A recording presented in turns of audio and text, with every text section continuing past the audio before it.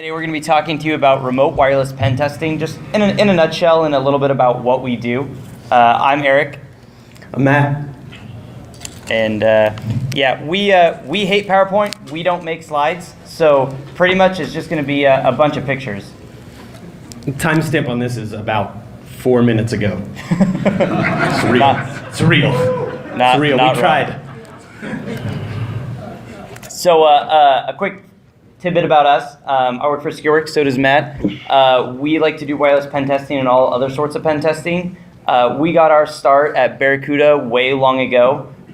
We started competing in the DEF CON Wireless Capture the Flag and won it 3 years in a row, and then they told us that we can't play the reindeer games anymore. And so we're banned from playing the Wireless Capture the Flag at DEF CON, so we decided that we're going to start our own here. And so if you guys come over to 201A, we're going to be running the Wireless Capture the Flag all night. And yeah, it'll be really fun. I don't know, what else? That's it. That's everything. What about you, Matt? What about you? I'm 6'2", 170 pounds. Happily married. I have kids. I like my house. The French horn is my favorite instrument. Woo! Yeah. Next. All right, you go first. So we work with SecureWorks adversary group. We're NetPen, which is kind of vague. Basically, we attack people's computers. We're pen testers. We break into things. We have a bunch of people smarter than Eric and I on our team, which we... Hello. I can talk really loud until this microphone starts working again. We break into people's stuff. When we started, we were doing wireless engagements. We weren't doing them in a way where we were breaking into people's stuff. They were more assessments than pen tests. That's boring, right, for pen testers, and it's boring for people who are paying for pen tests. So we wanted to change that up. I think that is a good segue into our next slide. Yeah, yes, slide. Keyword, #slide. So how we got started on this, like I said, we did the DEF CON Wireless Capture the Flag, and we realized, you know what, when you're chasing down a fox, or you're trying to break an access point, or be in any way, shape, or form covert, it doesn't really work if you have a laptop with a bunch of different antennas hanging off of it, and people are looking by you and taking pictures of you at DEF CON, and you stand out a lot, and so if somebody's trying to have a little bit of OPSEC and stay away from you, you stick out like a sore thumb. And so because of that, we built our initial piece of this platform off of a Raspberry Pi. Hella cheap, because it was our personal funding, right? So it wasn't a lot of money, maybe $60 of stuff off of Amazon. That's a LiPo battery, like $10 on Amazon. Wireless adapters, $14. The Raspberry Pi was maybe $30. They're even cheaper now.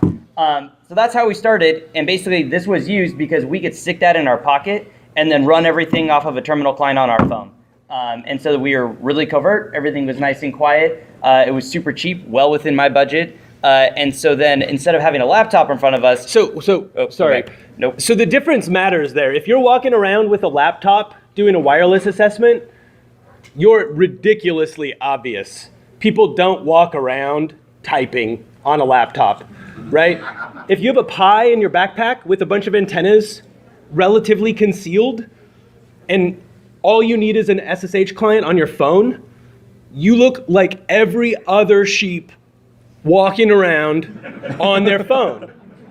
Like you blend, right? It matters. If you're a pen tester, it matters. Anything you can do to blend in with the people around you helps you. So the Pi is not the best platform. It's a good platform, but the phone versus a laptop is a game changer for your ability to blend into the people. On to the next slide. Slide. What was that? How about a tablet? Yeah, so the problem with the tablet is that the hardware, there's typically weird drivers in there, the operating system, what kind of processor is it on. Everything in the world has been made on a Raspberry Pi, so it's easy platform, just plug things in. There's USB ports. You could expand those ports out if you add additional power and you don't want to get your low voltage drops. So yeah, tablets are another option, but how expensive is a tablet when everybody else has a phone, right? They do sell, purpose-built pen testing tablets, but This is just honestly just cheaper and it's more customizable from my perspective anyways. And you can kind of see this is like what I see on my phone. So that's typical iPhone keyboard. We'll show an Android one later. And that's air dump running, catching a handshake just off of my phone, just sitting there, right? So that's kind of the power here is that you have the power of a full computer, completely customizable. You can script up whatever you want on that Pi when you're at home, and then go to your phone, run your scripts, and do all this stuff. I mean, we've pen tested some very large areas where there are lots of people, and we walk around and nobody knows that we aren't tourists, visiting that spot. We're just nice and covert. In fact, this is Matt's backpack. He can tell you about it. Yeah, so it's literally a backpack. There's not that much to say, but you can see down one side, there's just an Alpha 2.4, the green Alpha cards. Any of you guys who've done wireless, you know those cards. They're these fat card cases, and they're stupid. So we popped them out and just 3D printed cases that fit that board in. It's a half-size board relative to the case that it's in. So we popped them out of the cases, printed boards. It looks like it's something you would notice there. I can tell you I walk around with a 9 dB alpha antenna, which is about 14 inches long, on my backpack all the time, through TSA, through an airports. Literally no one has ever asked me about it. So as sort of obvious as that seems, it isn't, especially when you consider the alternative of walking around with a laptop, typing, like looking up at the ceiling for APs, right? And the other part too is that it's really easy to see that one because there are two little brass connectors right there, but you probably also didn't see the black one right behind it either, one of the pandas sitting right there. So It's one of those things, those are all hanging off of it, and unless you're really looking, There's two nicks on there. Yeah, you can't even see that, and that's on the outside. That's not even on the inside. If you really wanted to be extremely covert, you just put it all in the backpack, nobody knows. You just kind of go from there. This is what it looks like on the inside of it. So you can see that that's basically just two Raspberry Pis. If you need more, if you need to capture more channels, more bandwidth, just keep plugging in more. They run off of 10K milliamp hour batteries. Off the shelf. Yeah, all off the shelf stuff. You buy it off Amazon, and it's like $20. And those 10K milliamp hour batteries can run it for probably about 20 hours. That's doing caps on multiple cards the entire time. So it's the backpack is more expensive than the hardware. That's 100% true. They're proud. They're so proud of those bags with the loops. Oh. How do you feel about this? All right, so we're going to talk a little bit about the benefits of wireless attacks, and this is one of the things that I like to just kind of talk to clients about is, hey, you could buy a fancy schmancy red team, and it will cost a lot of money, and we will definitely break into your company. But a wireless pen test has the benefit of I can be sitting on that park bench right there, and I don't need any physical access to your facility at all. I can put up a nice directional antenna and have the same level of access as if I were sitting in your lobby. And so that's one of those things that a lot of people just think, oh, well, you know what, my wireless signal only propagates just in the parking lot because that's how far my iPhone goes. What they don't realize is that with different antennas and different hardware, you can extend that range hundreds and hundreds and hundreds of yards, especially in open air. And so you can do a pen test without ever, creating a fingerprint, ever getting on camera, or even being in the same really vicinity of it. And what we're going to talk about is some of the hardware that we can do that with, that we could be thousands of miles away and still perform the same wireless pen test, and arguably give a much better product, I think, to the client. Agreed. Yeah. Next. Next. Sweet. Slide. So again, one of the things that we do often is rogue access points.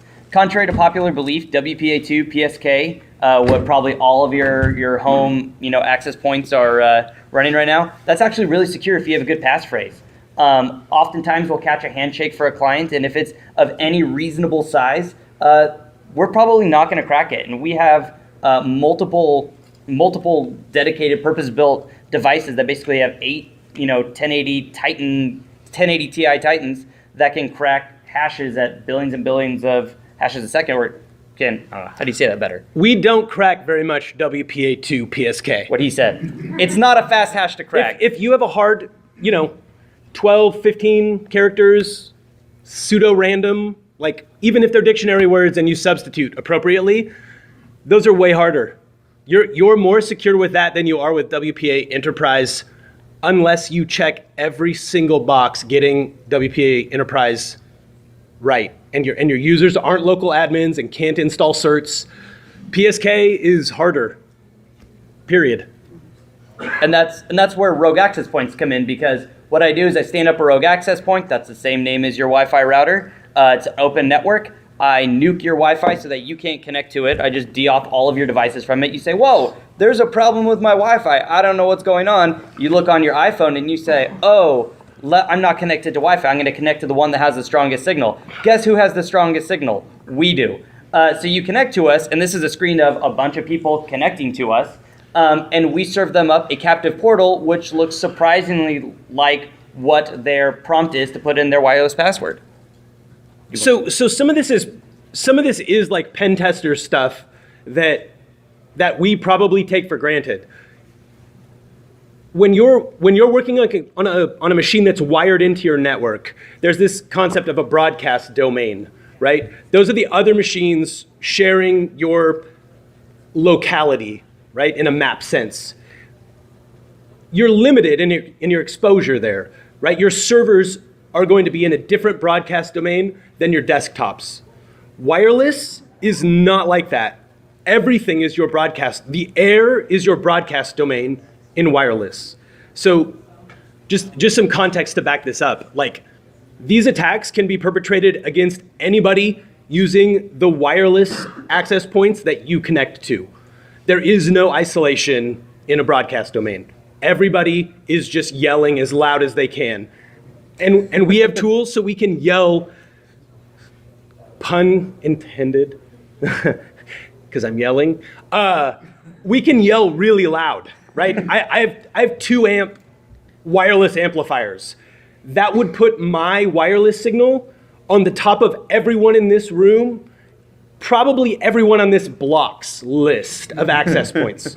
So broadcast, it matters, and that's tangential to what Eric is talking about, but it matters. It fills gaps. It matters because basically what it means is you're going to connect to us, you're going to submit your password to us. Since we're running the web server and this is all our stuff, when it comes to us, it's in clear text. You typed in your password, you just gave it to us in clear text. I don't need to crack anything. I don't need any fancy, rig that has all these graphics cards in it. You just gave it to me in clear text. You just typed it. Yeah, you just typed it to me and gave it to me without knowing it. And so then what the script basically does is it shuts down and says, I got a working password, so I'm gonna stop doing everything. And you think, sweet, well, I just reconnected to Wi-Fi and now everything works. That is awesome, but really everything works and now I'm on your network. And that's the differentiator there, and that's really how you break PSK, or what your typical home Wi-Fi is when you accidentally give it up to somebody. Cryptographically speaking, it's secure. And so this is an example. If you were to try to do the same thing on like a Windows 10 computer, you try to connect to the internet and you're like, man, I can't connect. What's going on? You hit connect. Really, this isn't the no internet connection page that's served up by Windows. This is my website that we run on the Raspberry Pi. And that's you trying to connect. You enter your password, and when you hit next, you're actually just submitting that to my web server. And now, so we're going to talk about, so that's wireless pen testing, right?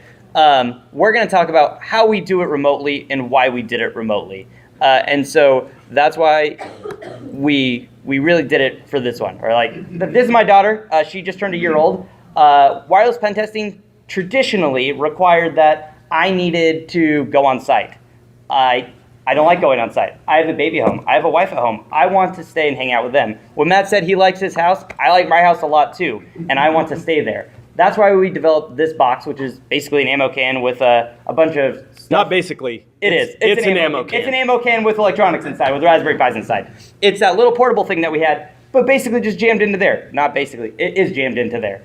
And we did it just so that we can hang out and be at home. And this is our version 1. And I made it. It worked, but it's ugly, as you're about to see on the inside. Yeah, so I mean, basically what you don't see is that on that top right image, I just packed that full of packing foam. Like, that's all it was. It was not like There was no like good heat sinks in there. There was no airflow. That was just packed tight full of foam and probably a fire hazard, but nothing happened, so we're good. And then Matt was nice enough to add on the bottom left one the nice little Shelly adversary group sticker to our Ethernet jack, which gives us a little bit more capability. We're talking. So Eric and I work together on a lot of stuff. Eric is an optimist, which is really good because I am cynical.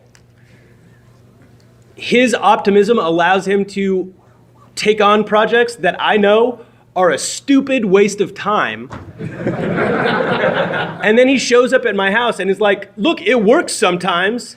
And I'm like, oh God, you're the worst. Like, okay. So he brings this box over to me and it's literally some crap and some foam and some crap and some foam. And he's like, it works. And he demonstrates that it works. And I throw it off my patio on the second floor and it breaks open and everything dumps out on my driveway. And he was like, what are you doing? And I was like, we have to ship it somewhere, right? Because we're not pen testing my house. So we took his thing that worked, that he proved was worth some time, and did a whole bunch of 3D nonsense printing, like woohoo, like cool maker stuff, and like got it into a format that we could ship out to clients, and it would arrive mostly working. We put 2 of everything in, because I come from a world of running backups, right? Where 2 is 1 and 1 is none. So we put 2 of everything in the box and we shipped it, and we have yet to have an instance where the box would arrive in such a dilapidated state that we could not test. Frequently, it's a little hodgepodge. Some things made it. So we kept sort of iterating on the box, and we have a nicer version now. We would like to have brought one, but they're so booked through our wireless practice that we don't have any to spare. I built 2 the day before we flew here to ship. We literally couldn't take one out of circulation. That's how in demand they are. You want to pop forward? Yeah, so a little bit about what's in it. This is like definitely not the limited slide deck, but these are the main tools that we go to. We use Aircrack. If you're not familiar with that, that's like the main suite of tools that allows you. Oh, are these live now? Whoa, they're live. So Aircrack is the main tool that we pretty much use to cat handshakes to see what's going on in the airspace. It takes some it takes some stuff off Amazon that you can use, like wireless cards, to be able to scan the airspace and see what's there. We use EepHammer. That's what we use pretty much all the time to break into WPA2 Enterprise. We have Wi-Fi Fisher. That's what I was showing you before. If we don't know your Wi-Fi password, we're going to try and fish it from you. It's phishing, but with Wi-Fi. Then we also have GTC Downgrade. I haven't seen that in a long time, but that's also on there. Just you never know. And MDK3, that's basically deauthing that can nuke all wireless. I could kick everybody in this room off of all Wi-Fi networks with just that one tool and a Raspberry Pi. So again, on top of all these, we also have all of our typical NetPen tools. And when I say NetPen, if we're going to run a general network penetration test, we have stuff to do LMNR net bias poisoning. We have CrackMap exec. We have all of our AD stuff to test your Active Directory, because the end goal is not just to break into your Wi-Fi network. The end goal of this is to become domain admin or get to whatever the client deems are their crown jewels. That's where this ends. It's not just we're gonna do a wireless assessment. It really just comes down to it is a part of your external perimeter. People do external penetration tests all the time of what they have publicly exposed to the internet, but they almost never do a wireless pen test of what somebody could do if they're local, even close, and what we'll show you is thousands of miles away. Anything you want out of that? No, that's all.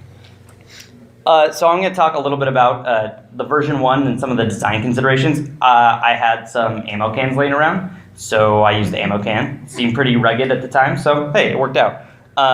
There's dual serial on board, so Raspberry Pis, if you don't know, they can connect to each other. Like you can plug one into the other, and they can talk to each other back and forth. No network. It's just direct, almost keyboard to keyboard talking with one another. The nice part about that is if one Raspberry Pi doesn't come up, you can troubleshoot it from the other one. So there's redundancy built in there. You should go to the next slide because it helps. Yeah, because does it explain? All right. Oh yeah, that is a lot better slide. Yeah, anyways, this is what it looks like. So there's the ammo can. You can see everything in that little green square. That's what's in the box. So both of those Raspberry Pis, they can talk to each other independent of any network connection. Then you have two Netgear LTE modems in there, both running different cell signal, different services.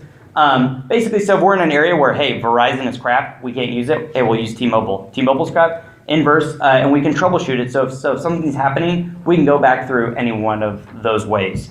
The other thing that's nice about it too is this all phones home directly to our OpenVPN pen lab that we use to do all of our pen tests from. So when somebody plugs in that wire, or somebody plugs in the ammo can to power, it automatically comes up, connects the cell towers, and then it'll even send us a text message saying, "Hey, I'm up. Here's where I am. Here are the networks that I see, and here are all basically here are all the statistics of it." So I know before the client even emails me that device has been plugged in.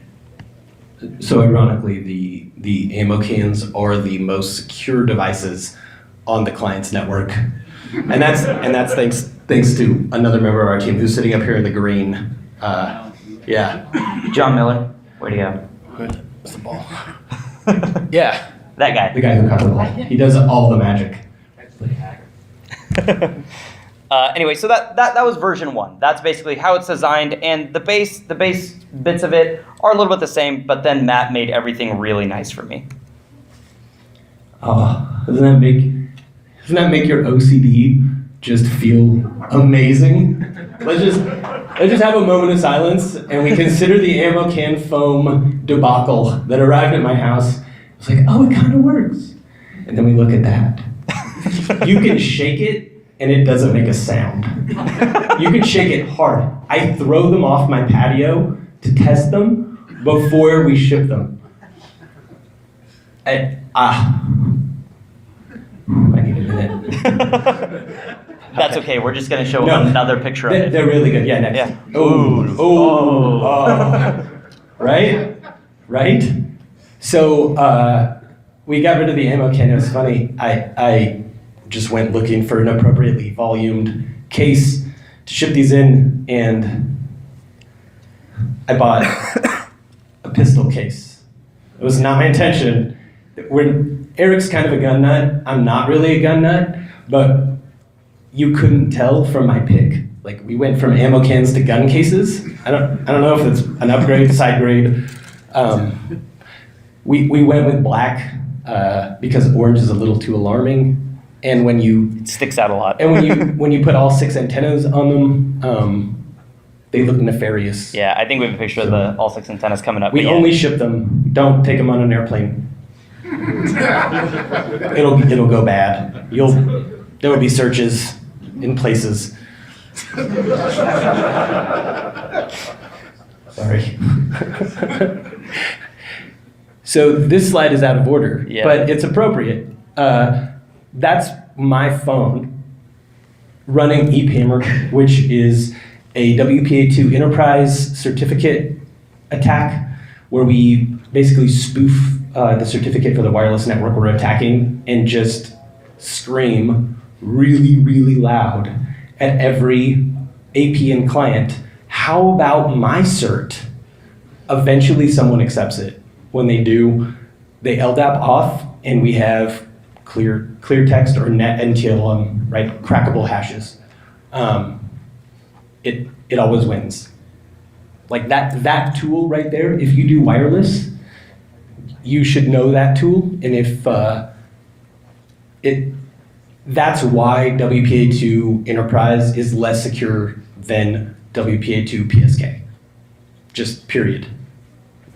Yeah, and I mean to just go off from a phone. Yeah, exactly, and that's the kicker there, right? All of this is happening from a phone in his backpack, and that's just when he's in sight. If this is all happening from our home through our OpenVPN connection back to it, this is all happening when we are. This is all happening to us, when we're sitting at home. We're in our nice, comfortable spot. We really like it. We have all of our monitors. We're not crammed into some random cubicle from the person that left the week before at a client site. So we have room to spread out and room to grow with it. And this slide, I think, is out of order too. Oh, so nice. That's so pretty. Shout out to Adafruit for their awesome Yeah. USB to serial. Those are great. Thank you. All right, so let's talk a little bit about the value of this. A lot of times people really want to see somebody on site. They want to see a pen tester doing pen testing things with, antennas and all their doodads and gizmos, and they really like that image and like what they're getting. But really that's not the full story. What they really want at the end of the day is a solid pen test done that assesses all of their security and make sure that we can't get in any way, shape, or form. Now, if you hire a single person to come on site, you're paying for meals, you're paying for hotel, you're paying for travel, all that jazz. But you're also only getting one person. The cost of a pen test, if you were to say have 7, 10, however many people you needed on it, would be astronomical to have that many people at one time at one site. So really what this allows us to do is this is basically a gateway into the wireless space of that client.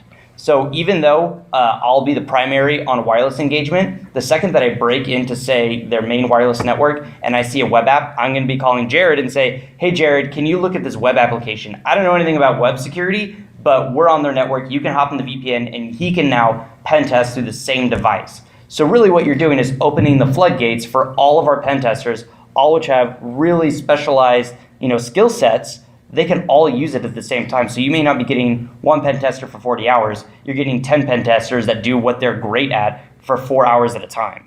If you're in here and you're a SecureWorks pen tester, raise your hand, please. That's the door that we bring when we drop a WRTA in your network.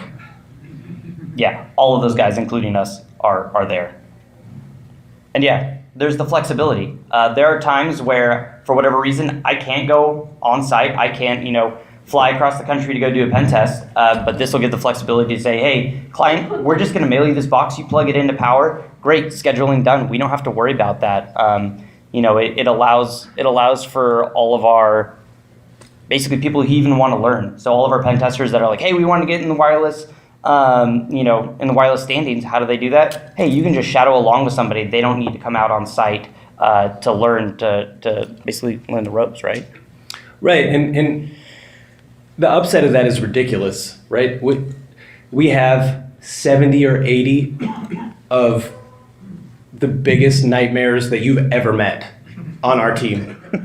And we're basically affording all of them the opportunity to extend their ICS, SCADA, web app, whatever horrible things they know a lot about, into wireless.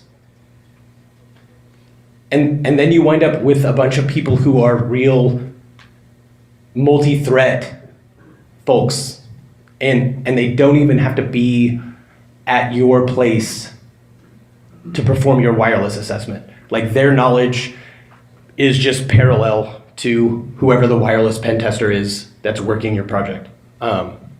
It's a ridiculous model. You get, if you want a pen test and you want to see really what can happen with your wireless, it's the only way. One guy on your site, it doesn't matter how much one person can know, right? It's still just one person. They're not some interdisciplinary.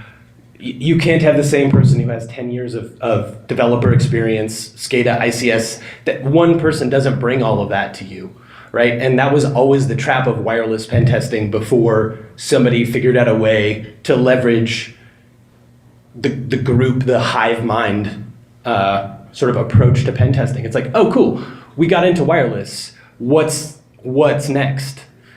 And now, regardless of what the answer to that question is, we bring the whole suite of tools, like the full force to bear, like whatever over-the-top movie promo voice guy you can imagine. It was a time, and like we have all of those people, and we put them on your network through your wireless.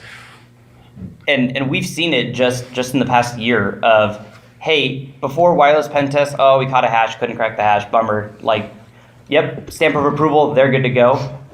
In this past year, past that, and having all the people that we have, there is rarely, in fact, I can only think of 1-2 times where we haven't basically compromised the entire domain from the wireless. And that's really just out of, we have a lot of really good people, and this platform allows us to use all of them. That's out of probably 50 assessments. So 2 out of 50 we didn't get in. And these aren't small companies. Yeah. They're not at all. This is not your dentist.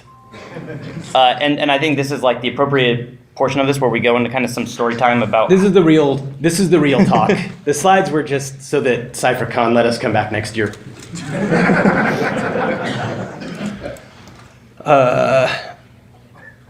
So to sort of parlay into story time, in the past, a wireless pen test has been a guy who shows up at your place, and he probably knows about wireless. He's probably got 3 to 5 days to walk around your site. Everybody knows he's coming. And he's in a bubble, right? He has some communications, but it's not the communications he would have if he was at his house with his regular tool set on his regular machines. Everything's mobile. Everything is sort of awkward and uncomfortable at best. And we're a shop that has a lot of people who are familiar with wireless. We've taken teams to CTFs, wireless CTFs, that we have a lot of sharp people.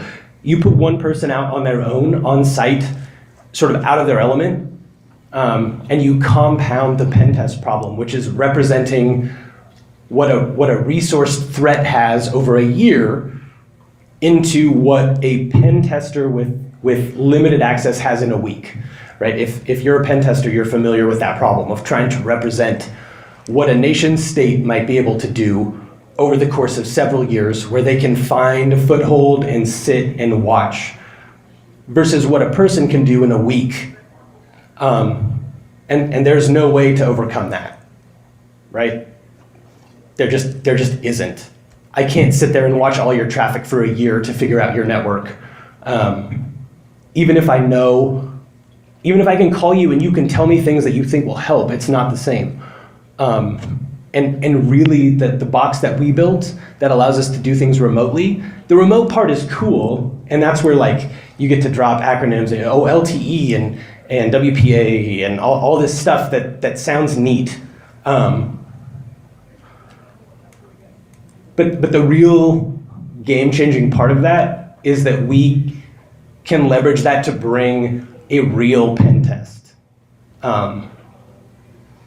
Like when we saw all those SecureWorks folks in here throw their hands up, you get 20 guys, whoever the best person is for whatever we're attacking, that's the person we pull in to attack you. So you really do, that's the best way to close the gap between what you can do in a week and what a nation state could do, is it's all about scale, right? And that's really, like, we can save people money, we get flexibility, we get to stay home. The real value is you get the full force of what 80 hackers who do this as a job can deliver through your wireless network. And past that, I mean, you saw everything that was in there. It's all stuff we bought off Amazon. Like, this is one of those things that you guys just sitting there right now could order all of this stuff and have your own platform up. All the tools we use are all open source. Git clone all of them and install them, and they're there, and then you can learn it too. I mean, that's the other part of this, is that this is something we built because we were hackers that, saw a better way. But this is also to say that you guys can do basically the same thing. It's a real story time. I like real story time. Real story time. Okay, so you want to go first, or you want me to go first? Well, I get two really good ones. All right, you go your first one. Okay, so we had a client who had 1,000 sites in the US, probably more than that. We picked 6 to test over 2 weeks. I'm going to drop all of the pretenses of remote versus on-site for this, because it doesn't really matter. We're talking more about wireless and why wireless is a reasonable thing to test, and quit talking about like some redheaded stepchild of your network. It's joined to your network. It's part of your network. I showed up at the client's first site on Monday morning. I got there at about 7:30 for an 8:30 meeting. Threw up my regular little setup from my phone in a rental car in their parking lot. Caught a hash, sent it to one of the guys on our team who has access to our cracking rig remotely, cracked the hash, sent it to me. I walk into the first meeting with the client on site on a Monday morning with local admin access on their network. They were not ready. They were not ready for that. And this client, they're one of my favorite clients. Their lead security officer came from TAO, right? So NSA level ops, blue team guy. He knew what he was doing. He knew his exposure, and he was not ready for that. Like he really didn't. I went in, shook hands. Hey, POC 1, POC 2, nice to meet you guys. I'm almost domain admin on your wireless network pen test from your parking lot in 20 minutes. Like, it's a mic drop.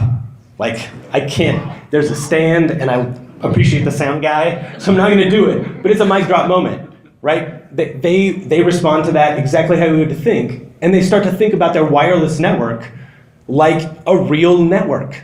Like it's easy to throw this bubble around, oh, but it's wireless. It's like, do they log in with LDAP? Because that's your network. That model of wireless is a thing that we think about after we've tested the real networks is dumb. Like, it's been dumb for a long time. We can prove that it's dumb now. So real wireless it's a thing. Your users use it, your LDAP uses it. And that's a legit company with really, really, really smart people running. They have a SOC, they have a blue team, they have Splunk, they have Carbon Black. They have all of the things that you would deploy to defend your network. And we did it from a rental car in a parking lot in 15 minutes. It's a good story. With hardware, really with hardware from Amazon. That's the no specialized stuff there. $150. Yeah. We looked it up for them. All right, so my story. This was a really fun one. Show up. There's their enterprise network was rock solid. There was nothing there that I was going to really touch. So what I did is, hey, I hopped on their guest Wi-Fi because they provide it to everybody, and then I proceeded to kick everybody off of their enterprise network. So what happens? People need internet, they need to work. They all hop on guests just to get out to the normal internet. I'm sitting there and I'm just catching all of their network traffic as it goes through, capture some hashes. Again, we crack the hashes. I compromise their device, their laptop, and then I stop, after I compromise their device, I stop nuking their corporate Wi-Fi, so everything goes back to normal. They reconnect to their corporate Wi-Fi, which was rock solid, mind you. But now that laptop is mine and it's on their corporate network, and in probably less than a couple hours, it was a complete compromise of their internal domain. Again, it was all from just the fact that everybody has firewalls for their external stuff that's on the internet. Everybody has firewalls. Everybody has all their metrics and logs and all that stuff. Nobody has any of that for Wi-Fi. If they would have been alerted that that there was crazy nefarious things going on with Wi-Fi, that would have been the first tip-off. If they had been alerted that a rogue access point had been stood up, that would have been another tip-off. But nobody implements these things, and because of it, it's really just, it's a huge glaring chink in the armor that is a huge blind spot, really. And I mean, have you ever gotten IDS or IPS warning for wireless? I've never, ever had one. I've had one at my house. I've never had one from a client. It's never happened. And that's not to say, Matt has like the most robust gear in the world. It's like stock. Yeah, it's just stuff that like people don't turn on because it creates a lot of alerts, and you have to get to know your wireless airspace. And a lot of people think like, that's after like whatever. I'm not going to do that. It doesn't really matter. No one's actually going to come on site and actually do this. It's a soft outer belly for corporate networks. The outer belly is dangerous. You don't see a lot of outer bellies. The inner belly is what we all talk about. That was a soft underside, right? That's what an internal pen test is. Your wireless network is your soft outer belly. I'm coining that. Hashtag outer belly 2019, CypherCon 2019. Sorry. You want to go in another one, or No, you want to should go carry. into Do questions? you have more? So I got one more. Go. So just to demonstrate, Eric's really smart. Eric is a civil engineer by trade who happened into pen testing. He's had his master's degree in civil engineering since he was 25, which I don't know about civil engineering because nobody will talk to me about it because I'm not smart enough to be talked about or talked to about. There's clauses and semicolons in there. I'm 40 years old. I came to pen testing late in my life. Anybody can learn this stuff. This is not hard. If you have 8 to 10 months, and I'm not saying that as like, you should all be pen testers because I like my job and it's really good and I don't want to compete against you. I'm saying it because that's your threat model. Like, you got a bus stop by you where smart high school kids ride to work. That's not a high bar. You don't have to be very smart to know this. Eric wins because he's clever. I win by attrition. I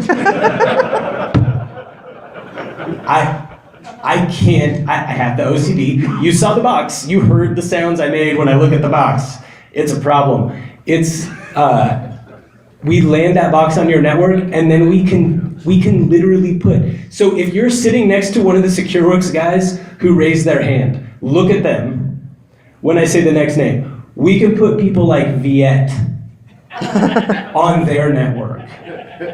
If Viet is China, and that's not in like an Asian-centric way, like that guy will destroy you. He is the smartest person I've ever talked to. And he's really nice. And when he shows up on your site, he'll take all of your things away from you. And now we can put him on your site from his house in Grand Rapids. And on the Viet note too, Viet just went on a wireless gig, and he just asked, "Hey Matt, can you make me another one of these wireless RTAs so that I can be in 2 places at once?" He took a wireless RTA on site so that he could be attacking on site and bring the other 30 guys in this room on site with him. Right? It's like cheap airfare. It's bad news, and Viet needs no help. He's actually smarter than Eric. A lot of people are. It's okay. You want to go into questions, or do you want to do? Yeah, Just open it up. yeah. Is it questions? Is it? Okay, since you're using off-the-shelf components, it would seem that your system would be vulnerable also. And what do you do with all the open source stuff to keep it up to date to make sure you're not vulnerable? Because that seems like an opening into the network also at a most vulnerable time. You should talk to Sean, right there in the green shirt.